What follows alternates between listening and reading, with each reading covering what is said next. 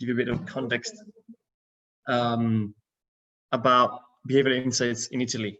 So until last year in Italy, there was unfortunately not a single example of behavioral insights applied to government.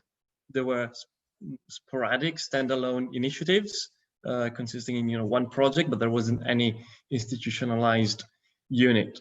And coming from an international background, been living and working abroad for the last few years, I was both astonished at and surprised by the absence of discourse on behavioral economics and behavioral insights applied to the public sector. And I wanted that to change, and I had the opportunity in my previous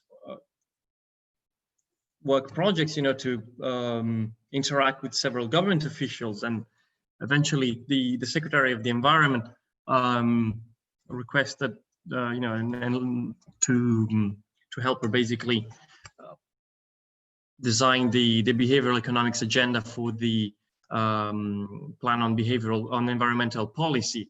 And upon my appointment, I was the only advisor to a member of cabinet specifically devoted to behavioral economics. And just to give you a bit of contrast, I remember being on a phone call with Chiara Varazzani, who's now the lead behavioral scientist at the OECD, and she was telling me that in Australia, only the Prime Minister's office had about 30 people, right? And Italy had about Italy had twice the population and the GDP of Australia. So that was the state, unfortunately. And the rest of the world, bigger and smaller countries alike, were instituting full-fledged behavioral insights units. And what actually made things worse is that in Italy there were some attempts to launch some units, and they had failed. So the ground was not fertile at all, and the reason why I wanted to tell you this is because I know that many of the participants here are trying to set up units themselves. So don't get frustrated, because if it doesn't work out at the beginning, I didn't think it could be any worse than it was in Italy until a couple of years ago. Then in August 2018, I received a call from the chief of staff of the mayor of Rome, who had heard about my job, my previous job, and some project I'd been working on, and basically the mayor requested a meeting. And so here, the story of R Squared, the first behavioral insights unit of Italy, begins. Now, that's exciting, right? Italy finally has a behavioral insights unit, and that's right, except that the unit was, in fact, just a unit, one person, and there was no staff, there was no budget, but yet had the ambition of to make a positive impact in a very innovative way, at least for Italy. But I thought to myself, okay, how do I do it? And the answer was public and research partnerships. So what I did was I created a registry fairly early on, and anyone could basically sign up to this registry in a very non-bureaucratic way, provided that they met specific technical requirements. And these requirements were mostly focused on the technical and knowledge and skills of the applicants with regards to behavioral science. And that allowed us to actually despite the fact that we didn't have any budget, that was and any staff, actually that was actually our strength, because this registry, I managed to promote it, and what we did basically is we repurposed Rome's policies into RCTs. Many were actually excited to have a 3 million people lab, And so, we were able to recruit, to enlist behavioral scientists from all over the world, from Harvard, MIT, many people in Boston, in the United States, all the way to Australia.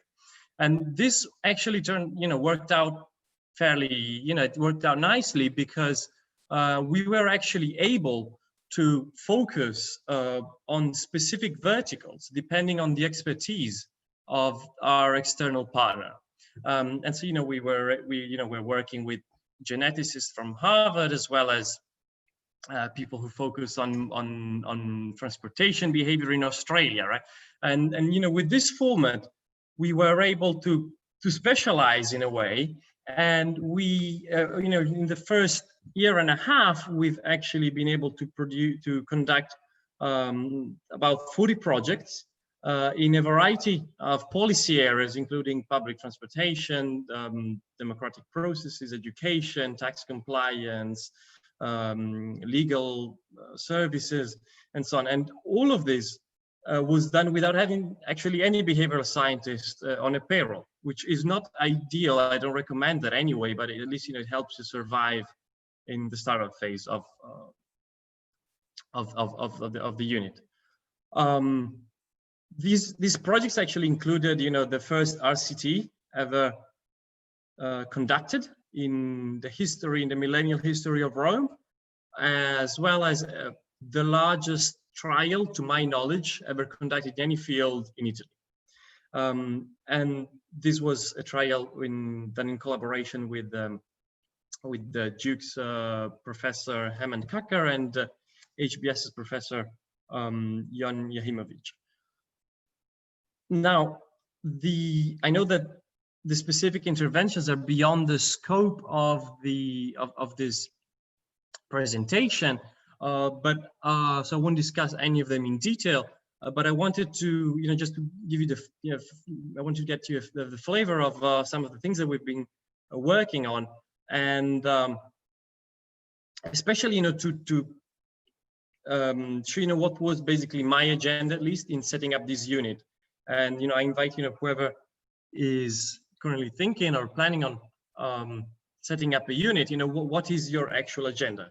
Because surely we've done projects on tax compliance that have saved, we helped collect millions of euros. We've done other projects that help save millions of euros, and or nudge people to take public transportation more and cars less often.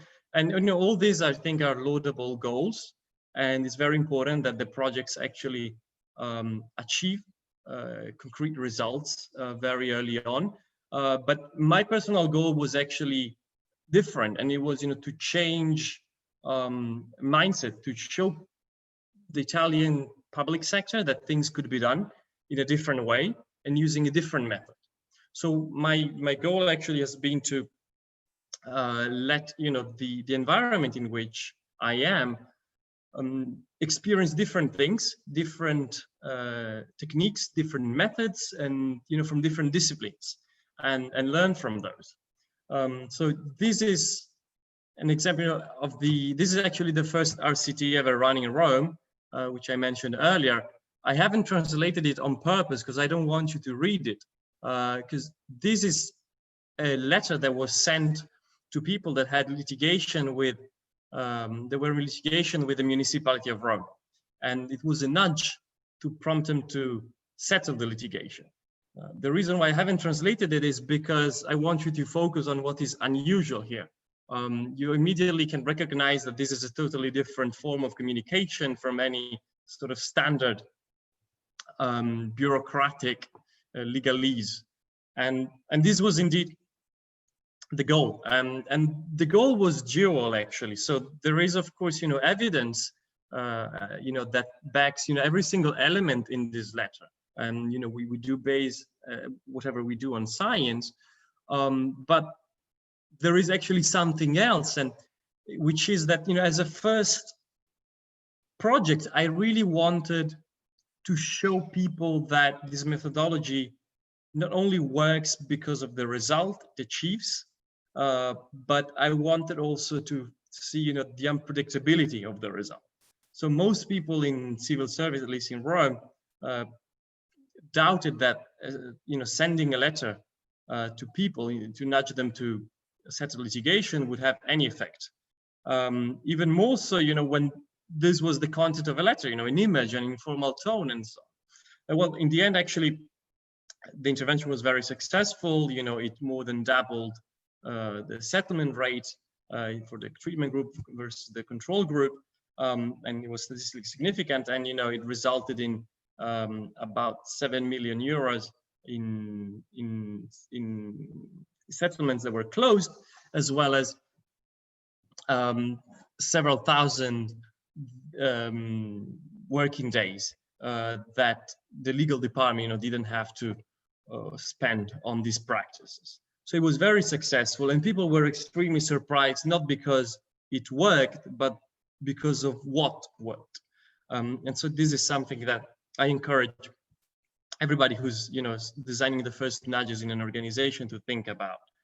Now, we've also used this was an idea of Professor Jan Jahimovic from the Harvard Business School. We wrote an individualized note on each letter, right? This was also something completely, that was thought to be obstreperous, completely ridiculous at the beginning. And, probably, it's one of the reasons why this intervention did work in the end. Now, we've, of course, as I said, run several other nudges, like this one, a variation, different variations, and, using different setups.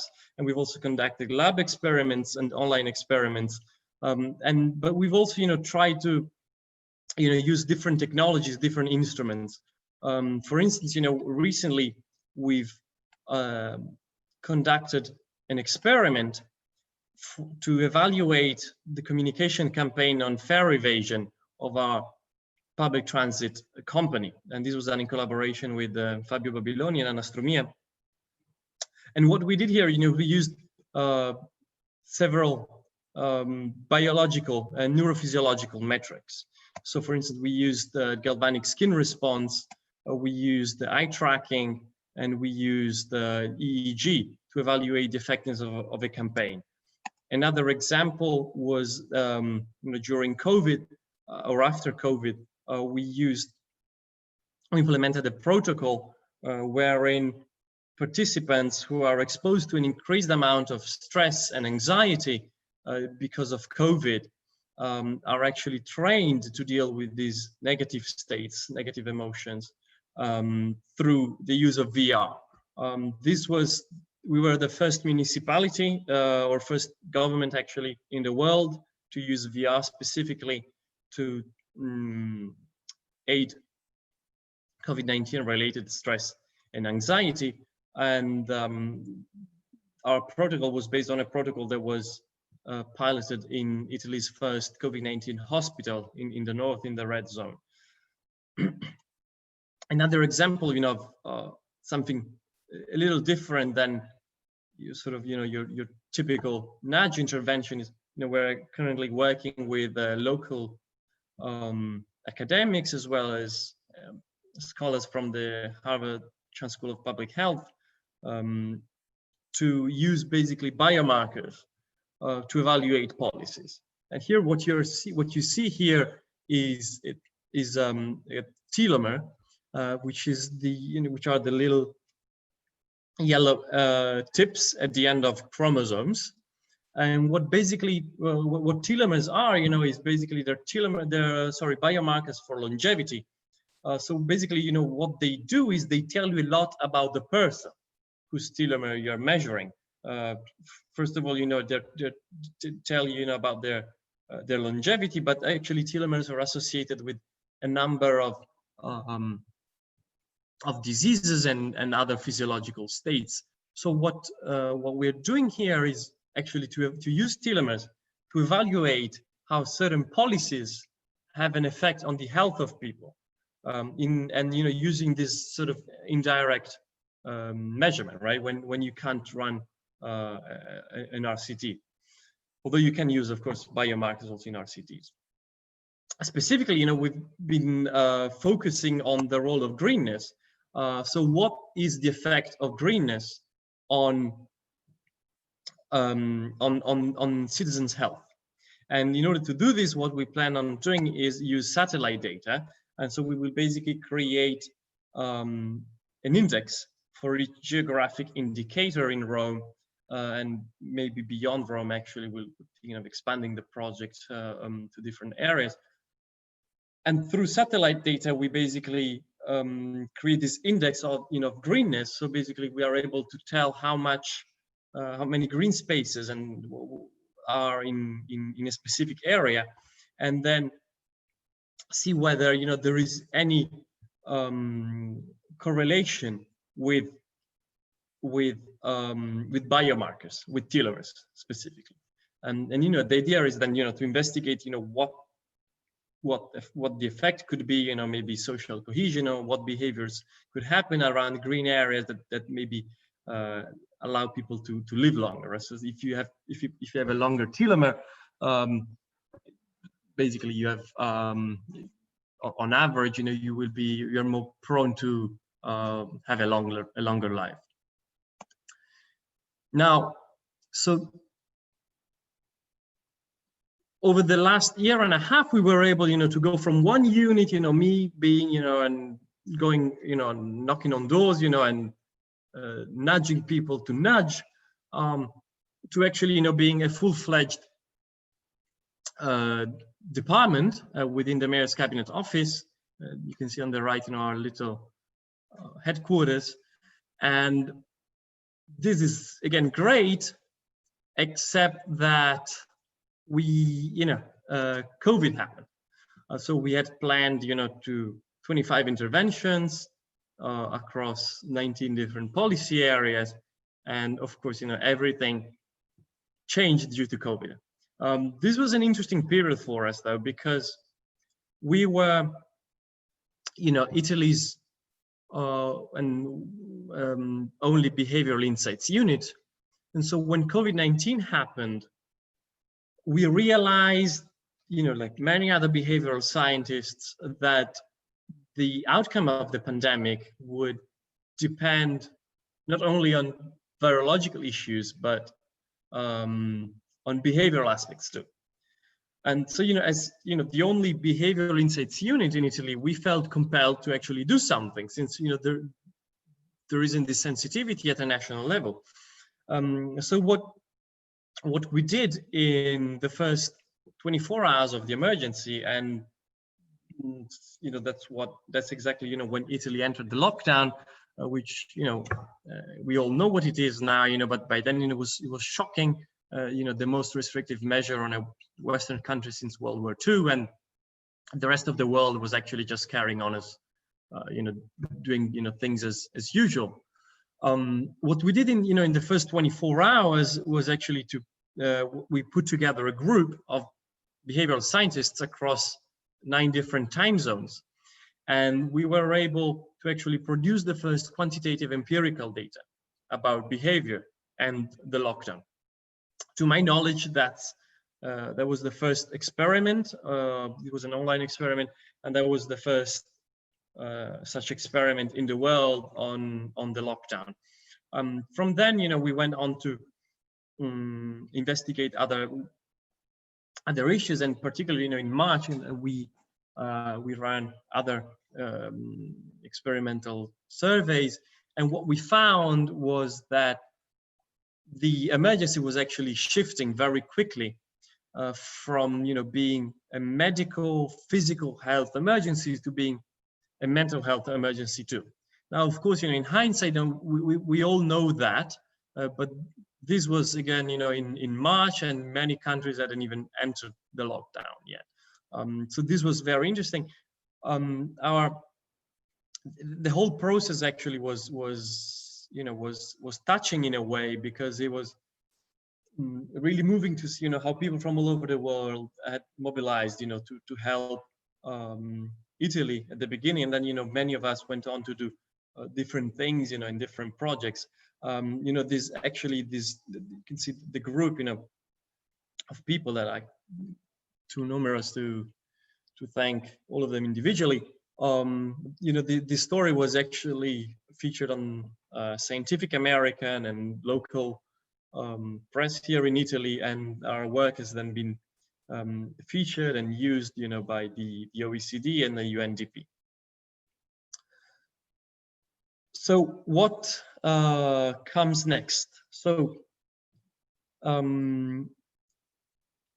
there are mostly two things that we're trying to do now.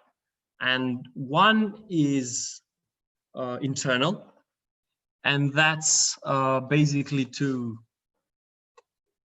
dissolve the unit. So you may think, okay, well, that's a paradox. Why would you want to do that? Well, the idea is to actually dissolve the unit to embed it operationally across the municipality. So of course, you know, the municipality of Rome is a behemoth. We have about 24,000 civil servants. We have about 20 city-owned companies, which in turn employ another 26,000 employees. One of our city-owned company has a subsidiary in Peru and another one in the Dominican Republic, right? So just to give you an idea of the complexity that all comes, you know, from this ecosystem. So of course, you know, building behavioral insights operationally is very hard in such a complex and convoluted environment. So what we're doing is actually building small behavioral insights unit within the municipality and its companies. You know, we've been lucky enough to have many successes early on, and these successes have actually not come from where the policy priorities were. So my you know, something else that, you know, I encourage people to think is, you know, not to listen to actually, you know, what the policy priorities are all the time. When I came here, you know, I was told, oh, well, you know, tax compliance actually isn't that important. Little secret of Rome, you know, yes, Rome has many financial projects, but actually tax compliance is not a priority because of, you know, a number of reasons. You know, it's difficult to spend the money because of bureaucracy and so on and so forth. But, you know, I knew that tax compliance was probably going to be one of the low-hanging fruits. So what I did, you know, I insisted in, you know, in working in this policy area. And one of the first RCTs was on real estate tax here in Rome. And it was very successful, and tax compliance has now become the main, one of the main policy areas in which we work. The other one probably being transportation.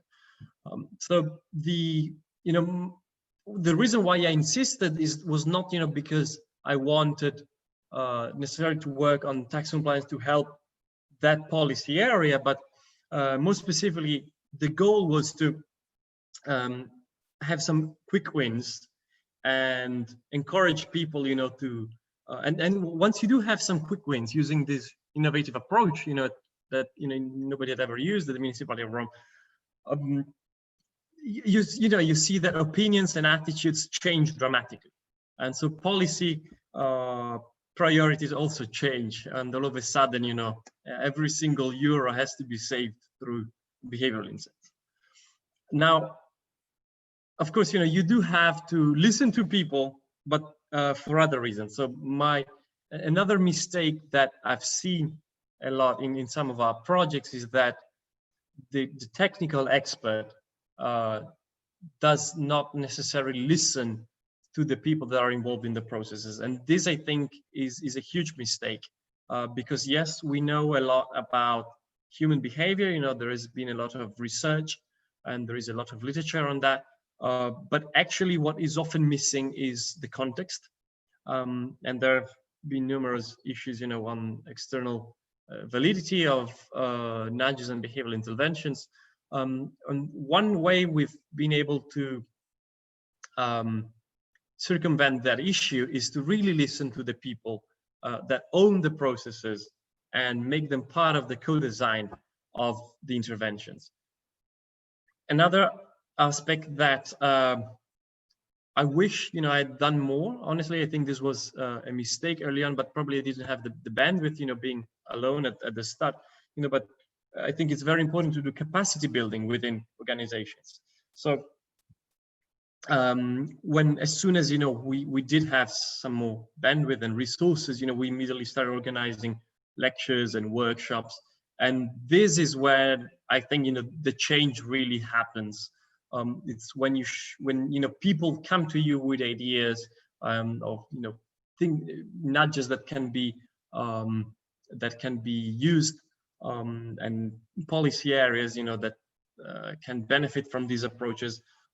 It's not something that you necessarily see from the start, but it definitely does pay off. So my recommendation is to, you know, invest in capacity building a lot within organizations. The sooner you do that, the better it is. And it also allows you to avoid backlashes. So we have had instances within the municipality wherein, you know, some, you know, individuals were not happy with these approaches, and not because they didn't work, but, you know, perhaps, you know, some felt like, you know, we were teaching them what to do, how to do things better. Some felt like, you know, with their shortcomings were being put under the spotlight. If you actually encourage people to use this approach themselves, it actually makes it much easier to engender a collaboration that becomes efficient in the long run. So another thing that we are trying to do is to build an ecosystem in Rome and beyond for behavioral insights. So my plan here is to actually bring in more and more often the local universities, and we're currently, you know, partnering with local universities such as Sapienza, as well as the University of Chicago, the Booth Business School, in the same project. So the idea is to build an ecosystem for behavioral insights where research can benefit from the application of behavioral insights in the field, and at the same time, these new advances can be incorporated in policy making to benefit the community. The very ambitious project we are working on is the creation of a data platform, which will encompass a variety of sources of data, including administrative data, behavioral data, but also biological data, psychometric data. And here the idea is that what we want to achieve in the medium to long run is a system for policy making wherein citizens who opt into this system can actually receive policies that are meaningful to the individual. I think that and one of the things that we've seen here in Rome is that no matter what the intervention you run, and no matter, you know, how nice and sweet you are, you will always find someone who gets offended or who doesn't like it. You know, heterogeneous treatment effects are everywhere, and what we're striving to do is to go beyond average treatment effects and progressively design policies that have the individual at the center. Of course, this is easier said than done, and there are many issues, you know, from methods to feasibility, but that's the exciting part, if you ask me. And we are trying to be at the frontier of this. With regards to sharing knowledge, you know, we are, as I said, building smaller units. Jackie mentioned ATAC X. ATAC is our city-owned public transportation company, and they have built their own behavioral insights group within the company. And together, you know, we're working on a number of issues, from absenteeism fare evasion, to masking, and many other aspects. So, Jackie, I think I'm a little early, but I guess we have more time for Q&A. Yes, thank you so much, Federico.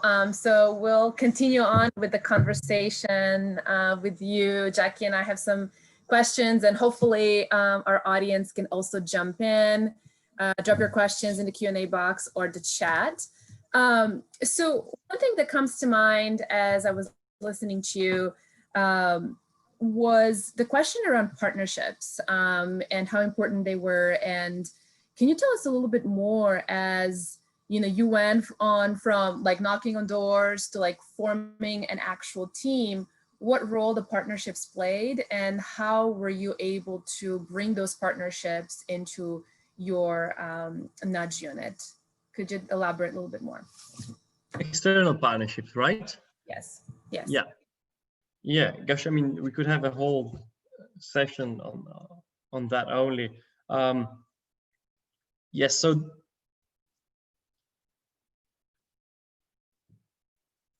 partnerships are really at the heart of our unit. I would say 90% of the projects we've done, you know, were in partnership with someone externally. We always look for, you know, that sweet spot between what is relevant for policy and what the goals of the individual are. And these vary a lot. So we work a lot with academics, as I said.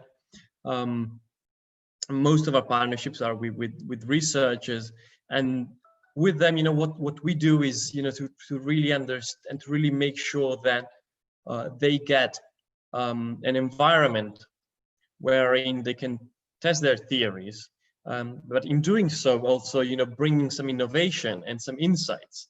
And so maybe, you know, if we were to implement, you know, let's take a very practical example, you know, if we were to implement an RCT, and, you know, a researcher has a specific idea, well, okay, then let's make, you know, the control group not only, you know, the business as usual, which we usually keep to, but also, you know, what is the current state of the art behavioral science with, you know, in the specific policy area.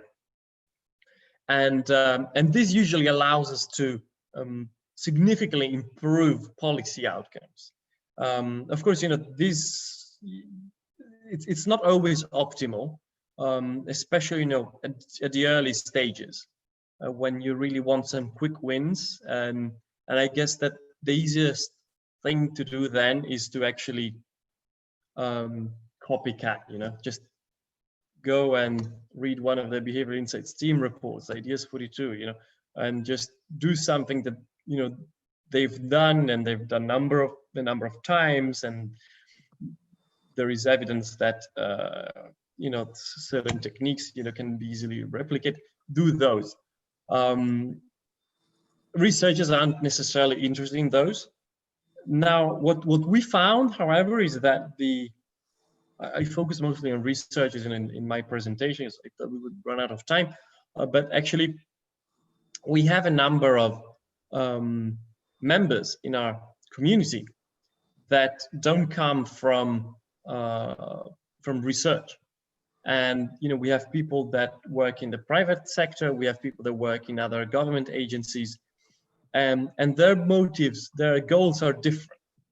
So we actually have we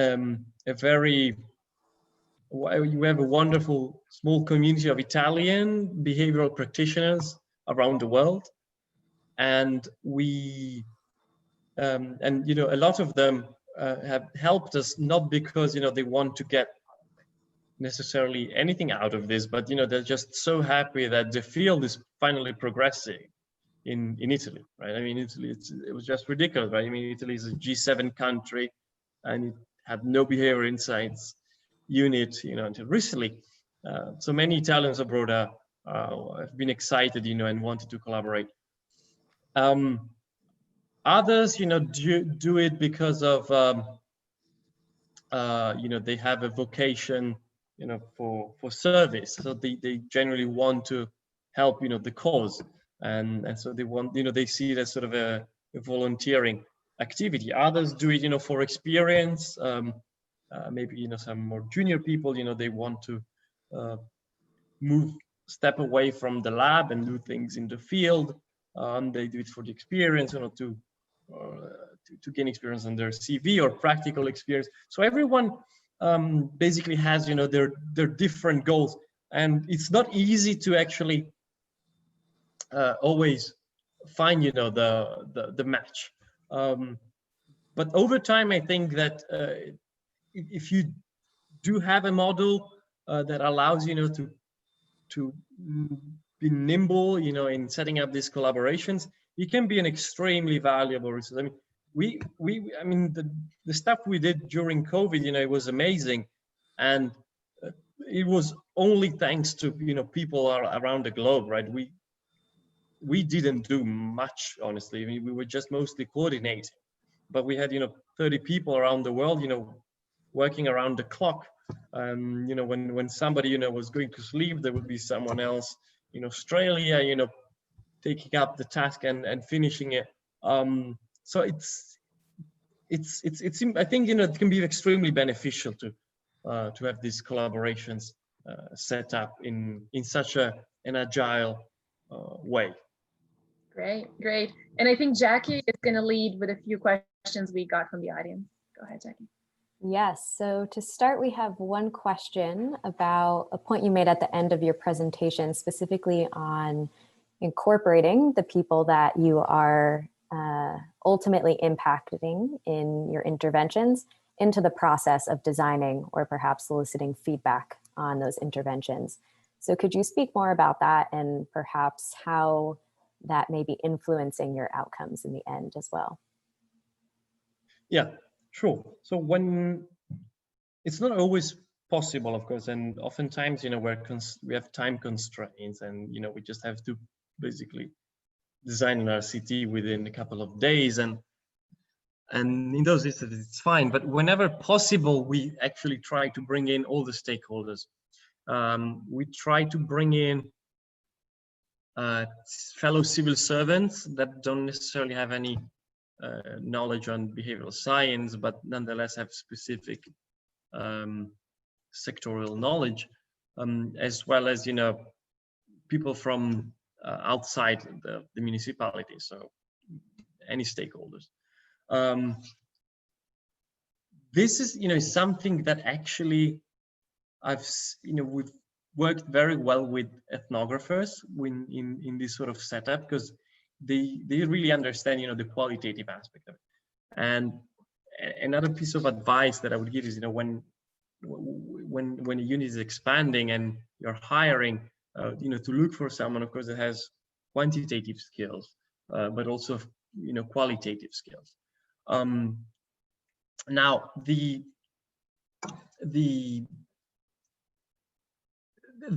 of course, it's hard for me, to give you a rule of thumb, because each project is different, and the policy areas, I mean, go from schooling to littering, so they're completely different.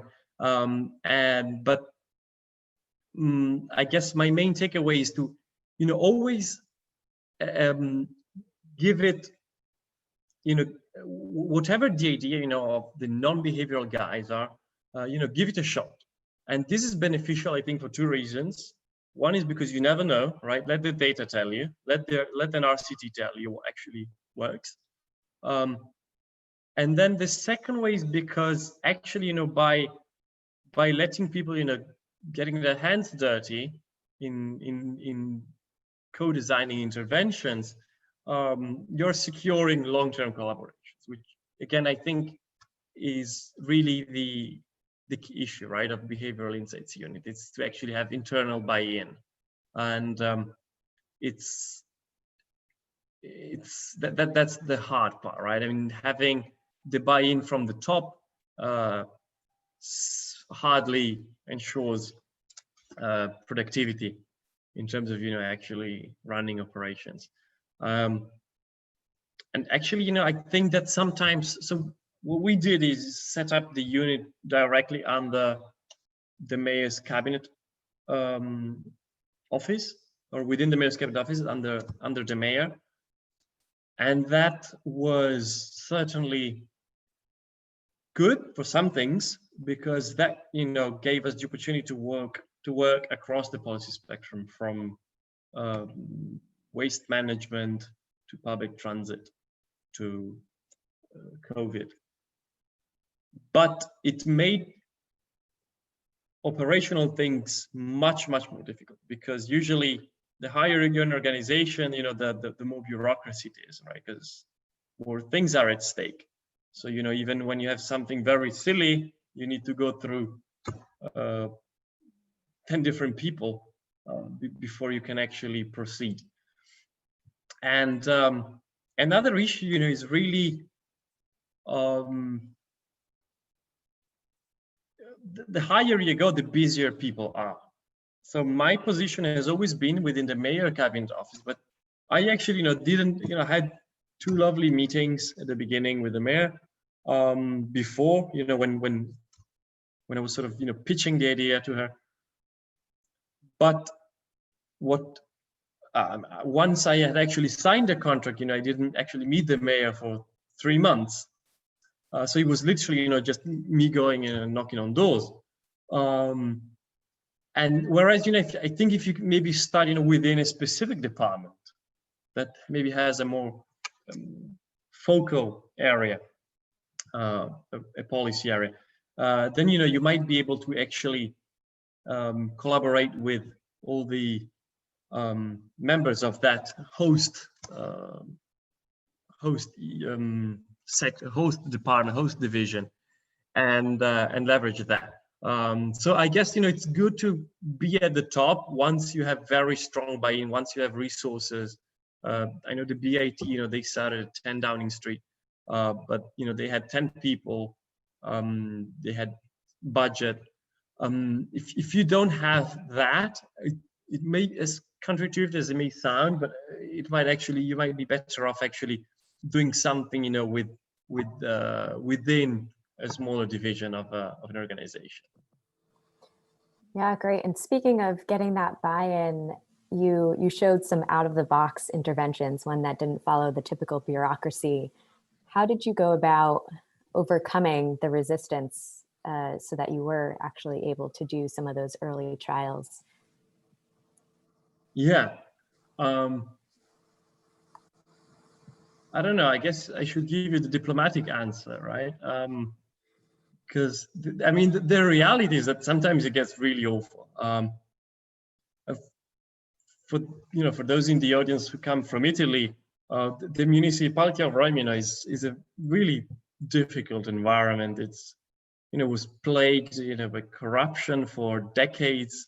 I think 30 or 40% of the government executive, and these are the career civil servants, have been at some point of their lives, or currently are, indicted.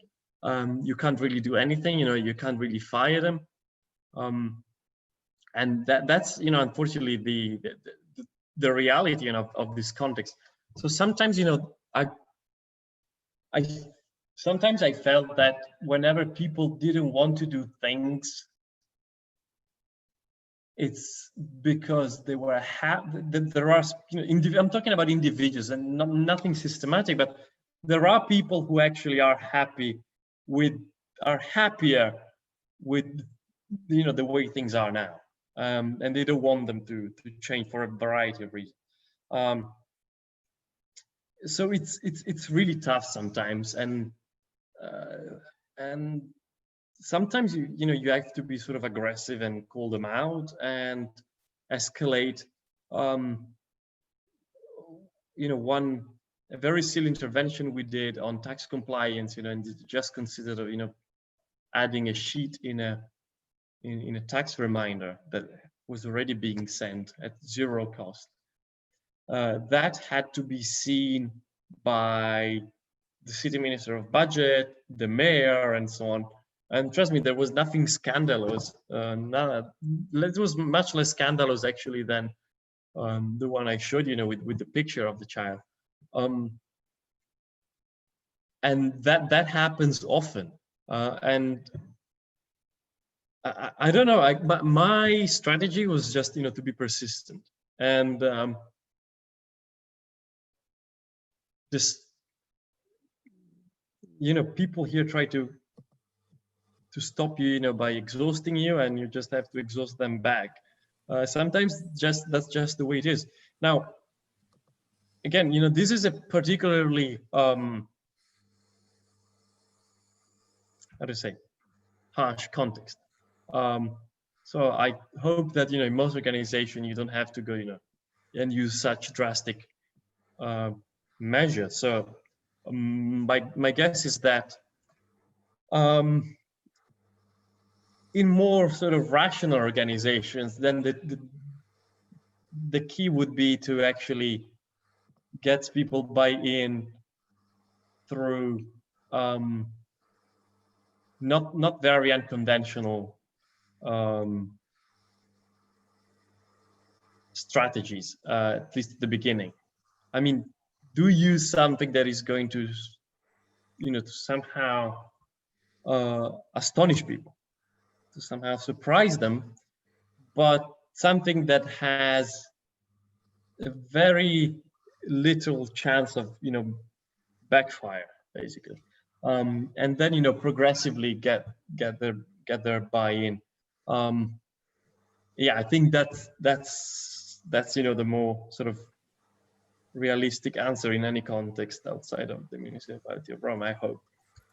Yes, definitely. Thank you. And you had mentioned at the beginning that you ran, if I heard correctly, 40 projects in a year and a half. At least speaking from personal experience, one project can last a year and a half.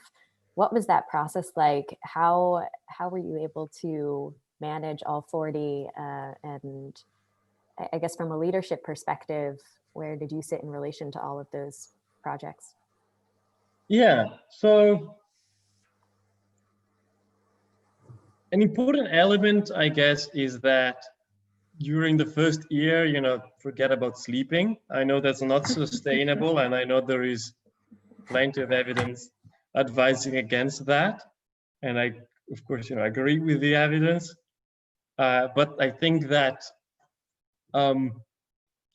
if you don't propel the initiative at the beginning, and you don't have some tangible and numerous results early on, I think that that you're just going to run out of thrust, and it gets very dangerous.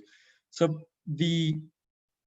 most of the 40 interventions had some experimental or quasi-experimental setup, and some were sort of new intervention from scratch, like the VR one, right? That's just an intervention that we designed from very early on, and the whole implementation and so other things were just and that's sort of more structural intervention. Other interventions were actually just adaptations of already existing processes. And the municipality of Rome, nobody had ever thought about having a control group. Nobody had ever thought about randomizing things. Nobody had ever thought about testing things. So sometimes, for instance, there was an initiative on democratic participation in a specific context, and people were being sent an email campaign, and all of the 500,000 people in our newsletter were receiving the same email. And so we said, well, why don't we, test some different variations, right? And just by changing, the framing of the email, and we were able to actually increase by 250% the number of people using some analytics also later on, but most, it was just, changing, message framing and salience and using more persuasive language. And this was enough to have a huge impact on this initiative, actually. So sometimes, you can't randomize, and my policy has been, to always say yes when people from other departments ask you for help, because at the beginning, at least in Rome, it didn't happen very often. It does now, and we actually can't keep up with requests. But earlier on, we didn't get many requests for collaboration from other divisions, and so whenever anything was coming up, we would say yes. And sometimes, it would simply consist in, I don't know, how can we, change, this very particular and small aspect of a process, and what's the policy result? I don't know, but we would still try to say yes, just to make to keep the spirit going. And another way that we structured the collaboration is that the single divisions that collaborate with us on Behavioral Insights project, they have to be part of the group that talks to basically the research partners. So of course, we're always there, but at the end of the day, it's going to be, I don't know, the postdoctoral researcher at Boston University, talking to the public transportation company. And, we are there to facilitate, but they also have to start interacting. And that way, we can take up more initiatives than we would if we were just, micromanaging all of them. Super interesting model, quite unique. I think we have time for one last question. There's one specifically on the studies you spoke about with eye tracking and EEG, so more methods that probably aren't used as often for internal government units. So in your opinion, what was the value add to using these types of methods, and were you able to actually influence any policy change with that data?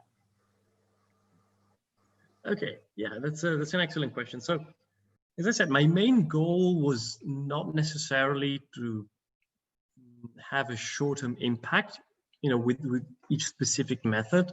My goal is really just to show my colleagues here, how these methods can be used, and that these methods exist, right? Frankly, even many behavioral practitioners, they don't use technologies, right? Very few use biomarkers, genetics is almost unheard of within our within this practice. So again, the main goal was not, to produce policy. It turned out actually that we did, and specifically, with eye tracking, we evaluated the fare evasion campaign, and what actually happened in the end is that the campaign was halted because of the evidence that emerged from the studies.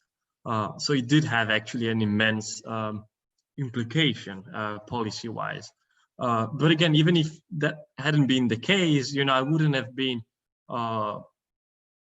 too worried about that, because what I've seen is, that actually the different departments that have worked on this have actually learned a ton.